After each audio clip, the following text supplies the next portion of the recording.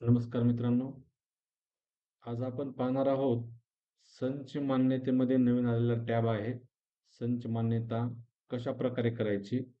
सध्या 2024-25 चे कार्यरत व शिक्षेतर कर्मचाऱ्याची माहिती फायनलाइज करण्याची सुविधा आजपासून उपलब्ध करून देण्यात आलेली आहे, सर्व माध्यमाच्या शाळांसाठी. ही खूप महत्त्वाची बाब आहे. ज्या शाळेची संच मान्यता करायची आहे किंवा सर्व शाळांनी ही माहिती भरणं आवश्यक आहे. तर आपण पाहूया आता ही कशी माहिती भरायची. सुरुवातीला जायचंय आपल्याला सरळ पोर्टल.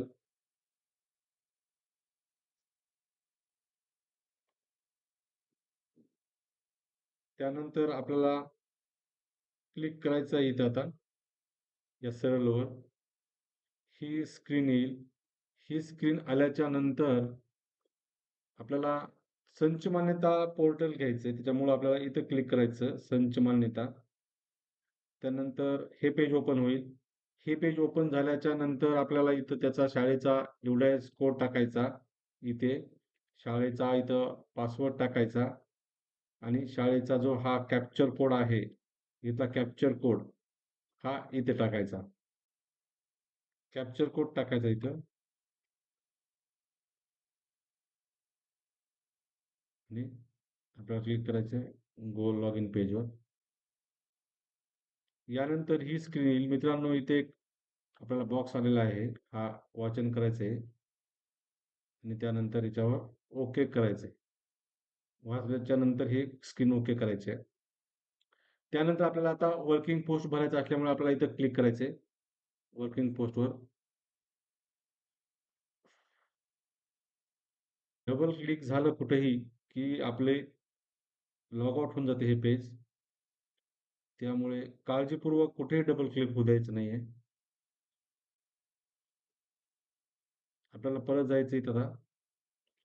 इथं वर्किंग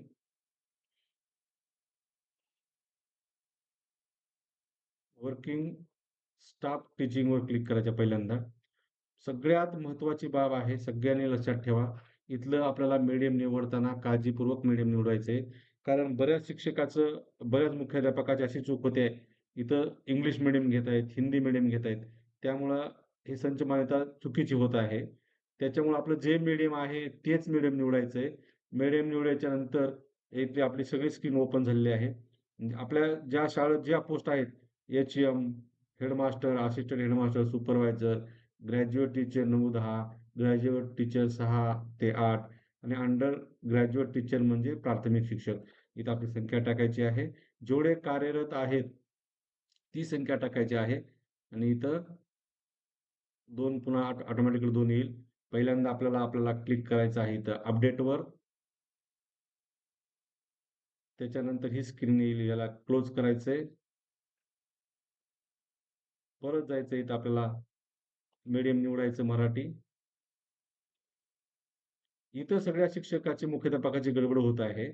न मीडियम निवडता तुम्ही जर आता आपण समजा मीडियम निवडलं नाही आणि सबमिट केलं, तर फायनलाइज केलं तर 0 संख्या पडते. त्यामुळे इथं 0 फायनलाइज झाल्यामुळे बऱ्याच शाळेची संच मान्यता होत नाही. सगळ्यात महत्त्वाची गोष्ट आहे, सगळ्यांनी इथं अलर्टपणानं करायचं आहे. दुसऱ्यांदा अपडेट केल्याच्या नंतर एकदा पहिल्यांदा आपल्याला इथं जाऊन अपडेट करायचं आहे. दुसऱ्यांदा फायनलाइज करण्याच्या अगोदर, इथं क्लिक करण्याच्या अगोदर आपल्याला इथं क्लिक करण्याच्या अगोदर इथं आपल्याला मीडियम जे आहे ते मराठी घ्यायचे आणि मगच इथं 2 आपल्याला संख्या दिसल्याच्या नंतरच इथं आपल्याला या फायनलाइजवर क्लिक करायचे मित्रांनो, या फायनलाइज बटनावर. या प्रकारे आपल्याला फायनलाइज करायचे आहे. ही झाली शिक्षकाची माहिती फायनलाइज, टीचिंग स्टाफची. आता आपल्याला परत नॉन टीचिंग स्टाफची पण आपल्याला करावं लागणार. तेव्हा त्यानंतरच अशी स्क्रीन ग्रीन होते. नाही, ज्या ग्रीन झालं नाही स्क्रीन, तर समजायचं आपली संच मान्यता याच्यातून म्हणजे फायनल माहिती भरणं झालं नाही. आपल्याला जायचं नॉन टीचिंग स्टाफ आता. इथं आपल्याकडे नॉन टीचिंग स्टाफ जिल्हा परिषदेला नसतो. त्यामुळे डायरेक्ट याला अपडेट आणि फायनलाइज केलं तरी चालेल. अपडेट पुन्हा याला फायनलाइज. ह्या 2 प्रक्रिया मात्र विसरायचं नाहीयेत आणि आपल्याला पुन्हा एकदा चेक करावं लागेल आपल्या इथं जाऊन. हे दोन्ही स्क्रीन हिरव्या झालेत का? हे पाहणं आपल्याला खूप गरजेचं आहे. मित्रांनो, अशा प्रकारे हे आपल्याला टीचिंग स्टाफची, नॉन टीचिंग स्टाफची माहिती भरायची आहे. ही माहिती मी मराठीत सांगण्याचा प्रयत्न केलेला आहे आणि सुटसुटीत, सुरळीत या प्रकारे आपल्याला करून घ्यायची आणि या पोर्टलला कुठलीही अडचण येणार नाही.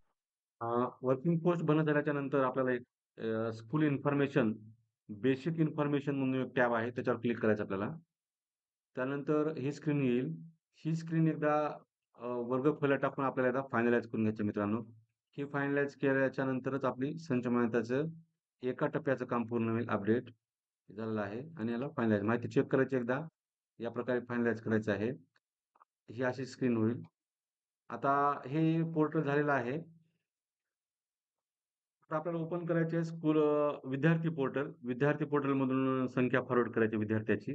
ती आता कसं करायचं पाहूया आपण. इथं आपल्याला फॉरवर्ड करतोय सुरुवातीला. इथं आपल्याला शाळेचा युजर आयडी टाकायचा आहे. तर आपल्याला जायचं इथं ऑप्शन आहे संच मान्यता, याच्यावर क्लिक करायचे आहे. इथं परत ऑप्शन आहे पुढचा ऑप्शन आहे फॉरवर्ड संच मान्यता, याच्यावर जायचं आपल्याला. याच्यावर जायचंय. इथं जायचंय आता वर्ष निवडायचं आहे 24-25 आपल्याला स्टुडंट कॅटलॉगनुसार डिटेल्स संच मान्यता फॉरवर्ड करायची आपल्याला. इथं 24-25 निवडायचं आणि गो करायचं. ते सांगते 1-1-25 ला एलिजिबल आहे, वाचायचं एकदा.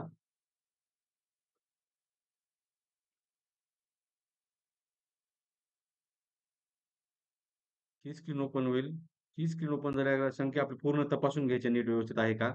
संख्या जर व्यवस्थित असेल तर इथं फॉरवर्ड टू संच मान्यता या ह्याच्यावर क्लिक करायचंय आणि नंतर आहे कन्फर्म बटनावर क्लिक करायचंय. पुन्हा ओके करायचंय. ही आपली संच मान्यता फॉरवर्ड झाली आणि ही आपली पूर्ण संच मान्यता कंप्लीट झाली. अशा प्रकारे आपल्याला संच मान्यता कंप्लीट करायची मित्रांनो. एकदा पाहूया इथं काय म्हणतंय हे. इथं परत केल्याच्यानंतर इथलं फॉरवर्डचं ऑप्शन निघून जाईल मित्रांनो. अशा प्रकारे आपली संच माहिती कंप्लीट झालेली आहे.